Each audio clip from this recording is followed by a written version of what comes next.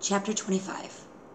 The Alouettes never again came to the island of blue dolphins, but every summer I watched for them, and every early spring I gathered shellfish, which I dried and stored in the cave where I kept my canoe.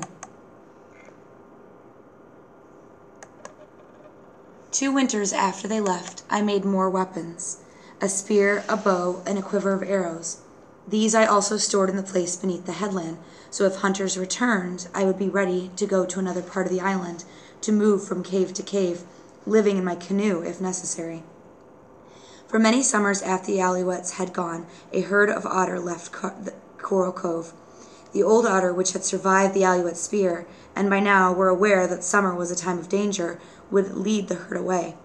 They went far off to the kelp beds of tall rock, where they stayed until the first storms of winter.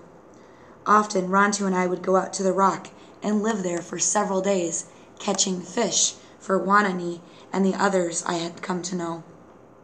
One summer the otter did not leave, the summer that Rontu died, and I knew then that none of the otter who remembered the hunters were left. Nor did I think of them often, nor the white men who had said that they'd come back, but did not come. Until that summer I had kept count of the moons since the time my brother and I were alone on the island. For each one that came and went, I cut a mark in the pole beside the door of my house. There were many marks, from roof to the floor, but after that summer I did not cut them any more. The passing of the moons now had come to mean little, and I only made marks to count the 4 seasons of the year. The last I did not count of those. It was late in the summer that Rontu died. The days since spring, whenever I would go to the reef to fish, he would not go with me unless I urged him to. He liked to lie in the sun in front of the house, and I let him, but I did not go so often as in the past.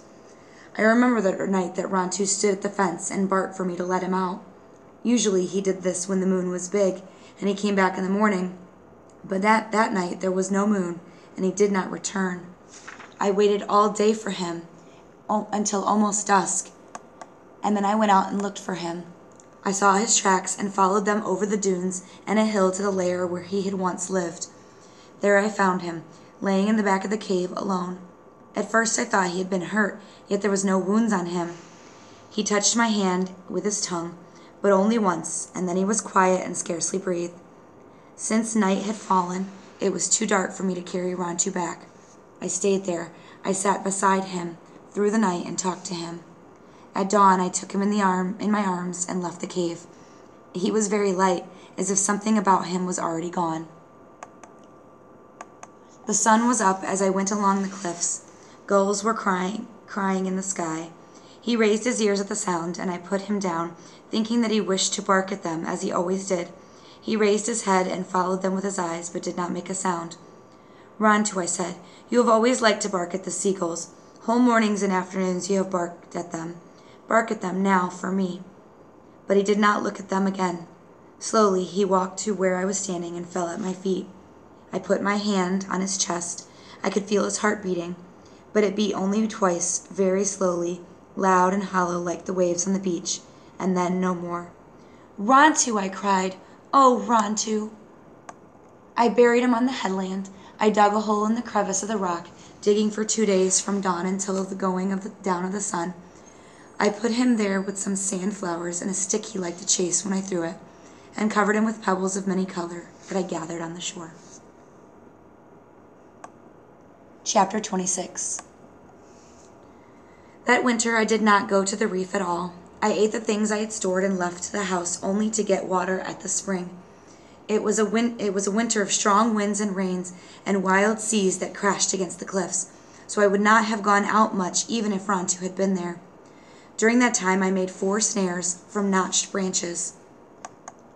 In the summer, once when I was on my way to the place where the sea elephants lived, I had seen a young dog that liked Rontu. He was running with one of the packs of wild dogs, and though I caught only a glimpse of him, I was sure he was Rontu's son. He was larger than the other dogs, and he had heavier fur and yellow eyes, and he ran with a graceful stride like Rontu's. In the spring I planned to catch him with the snares I was making. The wild dogs came to the headland often, And during the winter, now that Rantu was gone, and when the worst of the storms were over, I set the snares outside the fence and baited them with fish. I caught several of the dogs the first time, but not the one with the yellow eyes, and since I was afraid to handle them, I was forced to let them free. I made more snares and set these again, but when the wild dogs came close, they did not touch the fish. I did catch a little red fox, which bit me when I took her out of the snare, yet she was soon over her wildness and would follow me around the yard begging for abalone. She was very much of a thief. When I was away from the house, she always found some way to get into the food, no matter how well I hid it, so I had to let her go back to the ravine. Often, though, she would come at night and scratch at the fence for food. I could not catch the young dog with a snare, and I was about to give up trying when I thought of the tulashe weed, which we sometimes use to catch fish in the tide pools. It was not really a poison, but if you put it in the water, the fish would turn over on their backs and float. I remembered this weed and dug some of it where it grew on the far side of the inland. I broke it into small pieces, which I dropped in the spring where the wild dogs drank. I waited all day, and at dusk the pack came to the spring. They drank their fill of the water, but nothing happened to them, or not much. They frisked around for a while as I watched them from the brush and trotted away.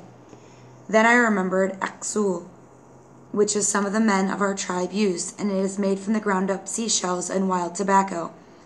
I made a big bowl of this, and mixing it with water and put it in the spring. I hid in the brush and waited. The dogs came at dusk. They sniffed at the water and backed off and looked at each other, but at last began to drink. Soon afterward they began walking in circles. Suddenly they all lay down and went to sleep. There were 9 of them lying by the spring. In the dim light it was hard to tell the one that I wanted to take home, but I finally found him. He was snoring as if he had just eaten a big meal.